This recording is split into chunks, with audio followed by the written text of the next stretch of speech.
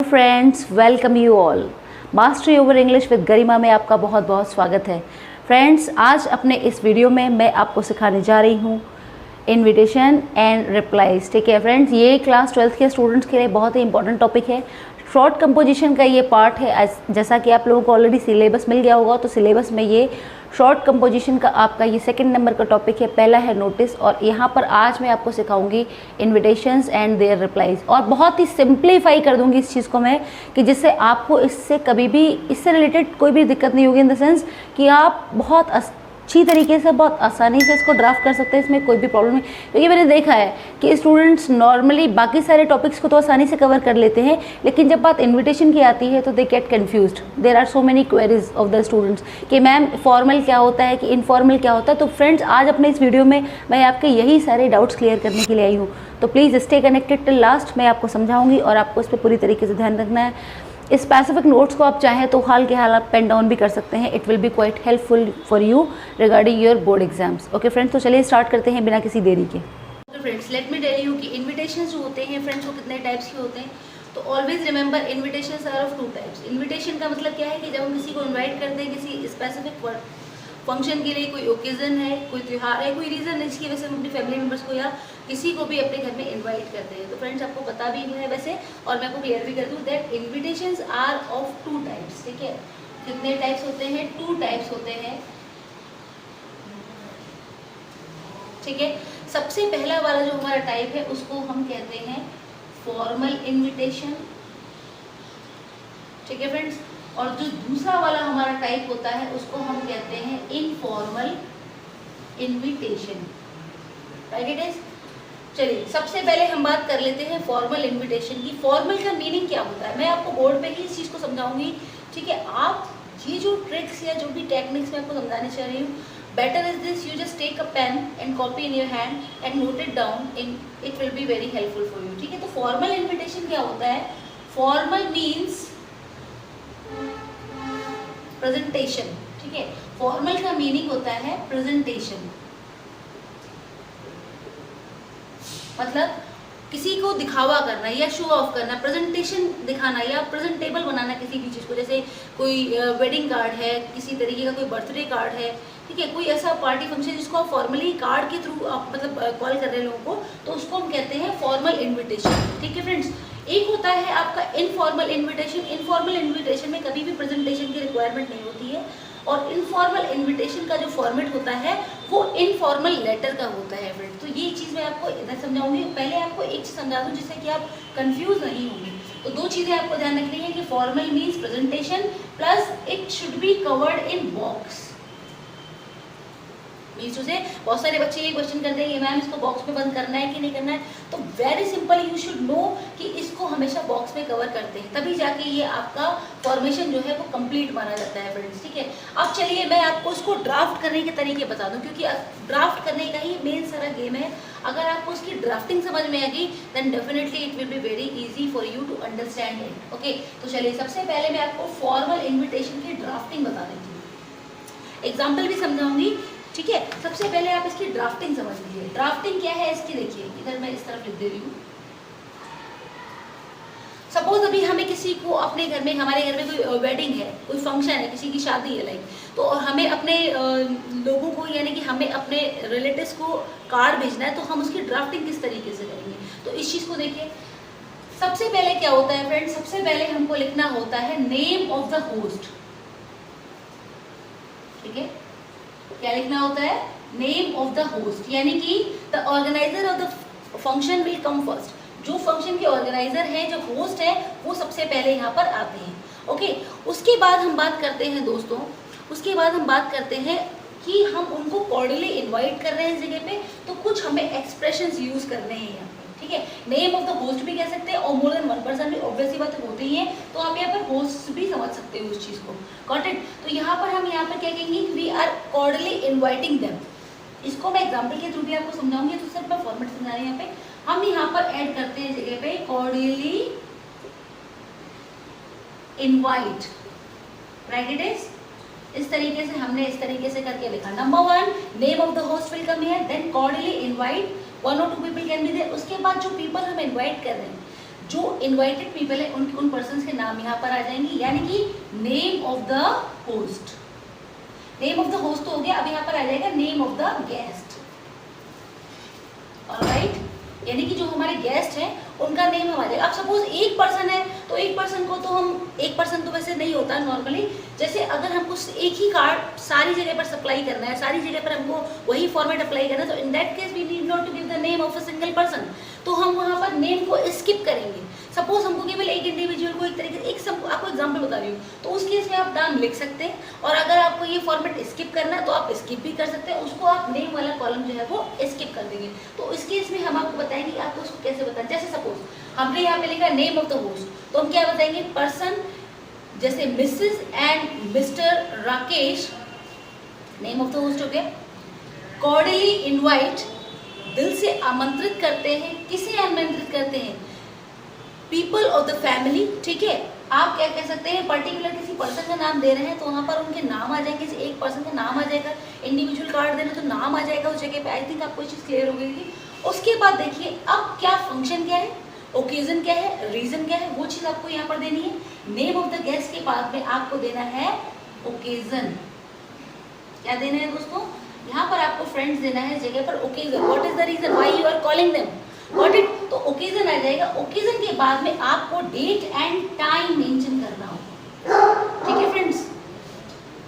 क्या मेंशन करना होगा, डेट एंड टाइम आपको मेंशन यहाँ पर करना होगा। और आप उसके साथ ही साथ क्या कर सकते हैं कि आपने ओकेजन बता दिया, डेट एंड टाइम बता दिया। डेट एंड टाइम आप सेपरेटली भी अलग अलग भी मेंशन कर सकते हैं, और उसके बाद आपको वेन्यू भी मेंशन करना होगा।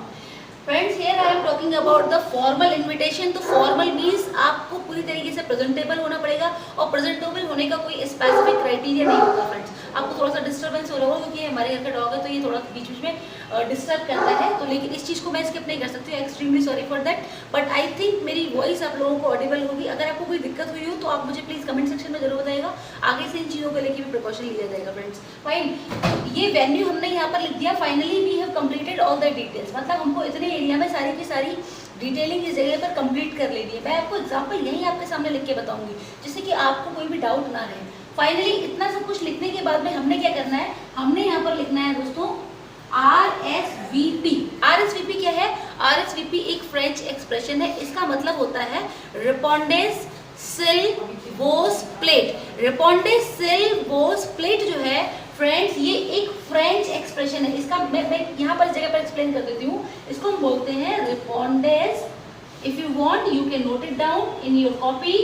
रिपोंडेस, S for s'il, V for vos, VOUS, and P for plate. Fine it is. So friends, it's a kind.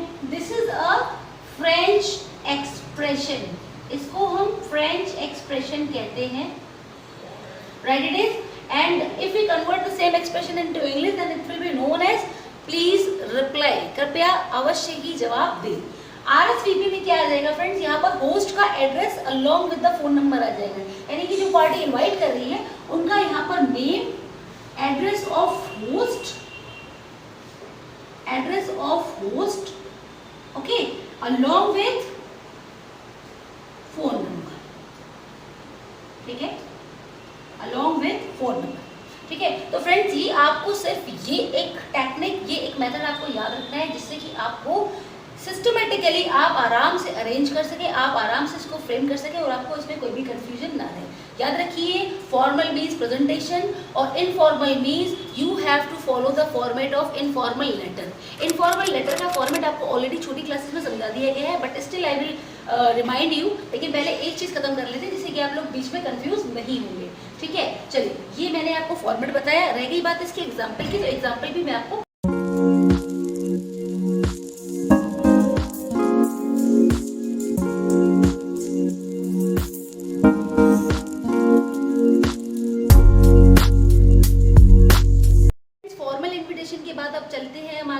Informal invitation की तरफ। It's also very simple, as I already told you कि इसका जो format होगा वो informal letter का होगा, और आई होप आपको इसका फॉर्मेट पता होगा। नहीं पता है तो still I just make you remind, ठीक है। सबसे पहले फ्रेंड्स आता है इसमें, क्या आता है, सेंडर का address, sender's address, right it is. उसके बाद फ्रेंड्स आती है डेट, ठीक है। उसके बाद हम सब्जेक्ट मिस करेंगे और हम स्किप करेंगे आपका जो यहाँ पर रिसीवर का एड्रेस उसको स्किप करिए। 2 चीज़ हमने स्किप कर दी, बस इतना लिखा, सैल्यूटेशन लगाया, ओके। और सैल्यूटेशन लगाने के बाद में सीधे हमने यहाँ पर कंटेंट स्टार्ट कर दिया। Content should be specific, not more than the word limit, ज़्यादा हमें एक्सीड नहीं करना है वर्ड लिमिट को। कंटेंट हमने अपनी टू द पॉइंट अपनी बात करी, जो भी हमारी बातें हमने कह ली, उसके बाद हमने उसको खत्म करने के बाद एक पैरा में, ठीक है, उसको करने के बाद में हमको यहाँ पर लिखना है सब्सक्रिप्शन। और सब्सक्रिप्शन का मतलब वही है, the person who is calling you, वो यहाँ पर आपके योर्स करके आप उसका नाम इस तरीके से करके दे सकते हैं, तो उसमें नेम आ जाएगा जगह पे, ऑलराइट। तो this is the format you need to remember, what it.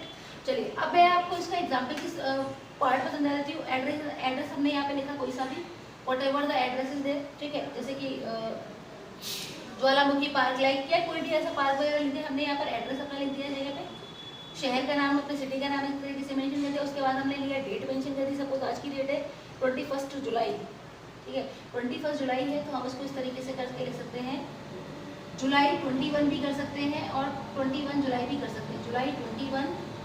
और आज की डेट में हम लिख रहे हैं तो हम चाहें तो हम यहाँ पे 2020 भी लिख सकते हैं।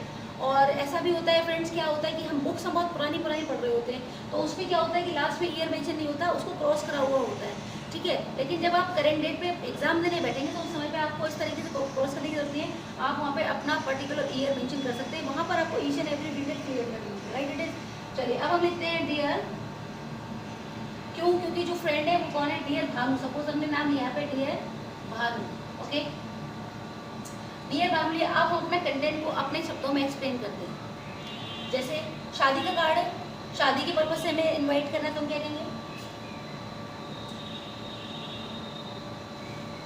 It is a great pleasure for मी,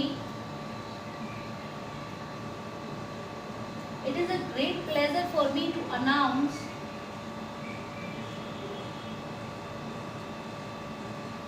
ठीक है, या to express whatever the specific word is there in your mind you can use। दूसरी तरीके से क्या लिख सकते हैं, I am extremely glad to inform you, it's an auspicious, extremely happy, I am extremely joyful to announce that, क्या है, आप किसी भी तरीके से उस चीज को एक्सप्रेस कर सकते हैं, announce that, ठीक है। अब यहाँ पर उसका रिलेशन, यहाँ पे पर्सन बच्चे का रिलेशन उनके साथ हो जाता है कि योर, उसके साथ में हम कनेक्ट कर सकते हैं, चाहे हम अपना ही बता सकते हैं कि my son Mohit is going to be married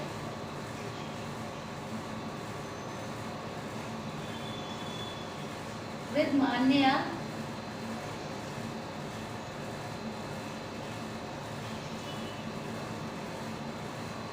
on, date आ जाएगी इस जगह पर, ठीक है। यू आर कॉर्डियली इनवाइटेड,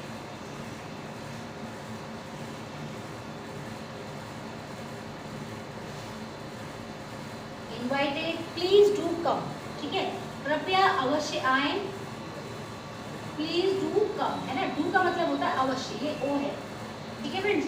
क्या कहा है कि इस तरीके से, it's a great pleasure for me to announce that my son Mohit is going to be married with Manya on, date हमने यहाँ पर बता दी, ठीक है। You are cordially invited, full stop आ जाएगा इस जगह पर, प्लीज डू कम।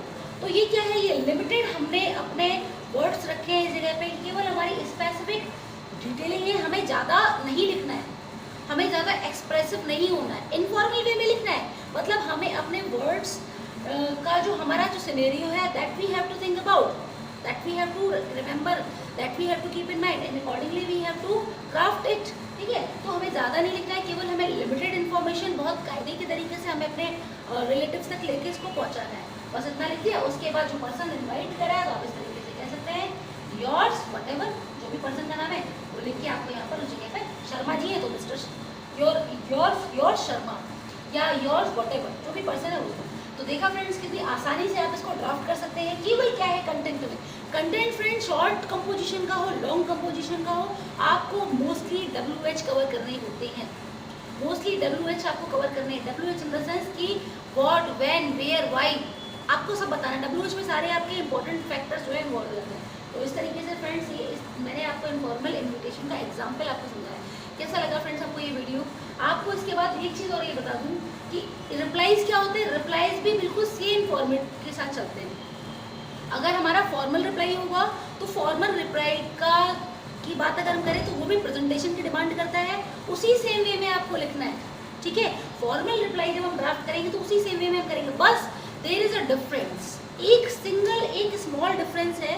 वो स्मॉल डिफरेंस क्या होता है कि फॉर्मल इन्विटेशन में हम स्टार्टिंग में होस्ट का नाम लिखते हैं, और जब हम फॉर्मल रिप्लाई ड्राफ्ट करते हैं फ्रेंड्स, कुछ बातें जो मैं बोल रही हूँ और अगर मैं यहाँ बोर्ड पे नहीं लिख रही हूँ तो प्लीज़ आप उसे नोट डाउन करें, इट इज़ वेरी इंपॉर्टेंट। ये चीज़ें ही हम स्किप कर देते हैं, ये चीज़ें ही स्टूडेंट जो है वो ध्यान नहीं देते हैं नॉर्मली क्लासेस में। अगर आप इन्हीं बातों को नोट करेंगे तो definitely you are not going to mistake. समझ में आया? तो क्या करना है, फॉर्मल इन्विटेशन में हमको सबसे पहले होस्ट का नाम लेना है, और जब हम फॉर्मल रिप्लाई ड्राफ्ट करेंगे, आई रिपीट, जब हम फॉर्मल रिप्लाई ड्राफ्ट करेंगे तो उस केस में हमको जो गेस्ट है, यानी कि जो अपनी तरफ से रिप्लाई कर रहा है, यानी कि आपने मुझे इन्विटेशन भेजा और अब मैं आपको रिप्लाई कर रही हूँ, तो मैं अपना नाम सबसे पहले लिखूँगी, और उसके बाद हम क्या लिखेंगे, काइंडली रिसीव्ड योर इन्विटेशन, और उसके बाद एज इट इज उसी बातों को हम आगे कंटिन्यू करके लेते हैं, ठीक है। Kindly accepted your invitation and we are ready to attend the party, ready to join the function, like that. तो उसको थोड़ा सा आपको क्या है, फॉर्मल तरीके से इस चीज़ को ड्राफ्ट करना है। इनफॉर्मल रिप्लाई का मेथड भी सेम है, आपको वही यहाँ पे क्राइटेरिया लेना है इनफॉर्मल लेटर का, और उसी तरीके से रिप्लाई करना है। एक और इम्पॉर्टेंट चीज़ ध्यान रखिए फ्रेंड्स, रिप्लाईज जो होते हैं वो दो तरीके से होते हैं। एक होता है फ्रेंड्स, इसको थोड़ा सा रफ कर देती हूँ, फिर आप कंफ्यूज नहीं होंगे, क्योंकि आप सोचेंगे कि हमसे कहाँ तक इतनी बातों को नोट करें, तो मैं आपको बता दूँ इस चीज़ को। देखिए यहाँ तक, तो देखिए इसको थोड़ा सा यहाँ पर इसको मैं लिख दूँ, ये मैं रिप्लाईज को यहाँ पर डिस्कस कर रही हूँ इस जगह पे, ठीक है। यहाँ पर मैं रिप्लाईज डिस्कस कर रही हूँ, एक चीज़ ध्यान रखिएगा। तो रिप्लाईज और ऑफ टू टाइप्स, एक होता है friends accepting, yes I am ready to attend the party, I am all set, मैं आने के लिए तैयार हूँ और मैं बहुत खुश, I am extremely glad to receive the invitation and all. तो उसको हम बोलेंगे friends accepting. And suppose there are some reasons you are unable to attend the party and all, तो आपको उसको हम बोलेंगे डिक्लाइनिंग। उसको हम क्या बोलेंगे, उसको हम बोलेंगे डिक्लाइनिंग। और वो जो डिक्लाइनिंग आप लिखेंगे, वो जो डिक्लाइनिंग आप लिखेंगे उसको भी बहुत पोलाइट वे में आपको बताना है। You will have to give a prominent reason that I am extremely glad to receive your invitation, but due to this particular reason I am unable to attend this function. I am extremely sorry for that. आप एक या दो line extra exceed कर सकते हैं, लेकिन इसके अलावा आपको एक्सीड करने की आवश्यकता नहीं है। बस आपको ये ध्यान रखना है, एक्सेप्टिंग में ग्लैडली आपने एक्सेप्ट कर लिया, और डिक्लाइनिंग में आपने हम्बली अपना रीजन देते हुए मना कर दिया। आई होप आपको ये तरीका जो है समझ में आ गया होगा। इस तरीके से मैं और भी टॉपिक्स हैं उनको कवर करूँगी। 10th क्लास की भी बहुत सारे टॉपिक्स हैं, 9th क्लास की भी बहुत सारे टॉपिक्स हैं, और 11th 12th की भी हैं कई सारी चीज़ें, और स्पेशली ग्रामर ही है मेरा समय पर टारगेट। लेकिन फ्रेंड्स प्लीज़ आप लोग मुझे सपोर्ट करिए, चैनल को सब्सक्राइब करिए, और कमेंट सेक्शन में बताइए कि आपको इन्विटेशन में क्या समझ में आया और क्या समझ में नहीं आया। ठीक है friends, thank you so much for watching the video.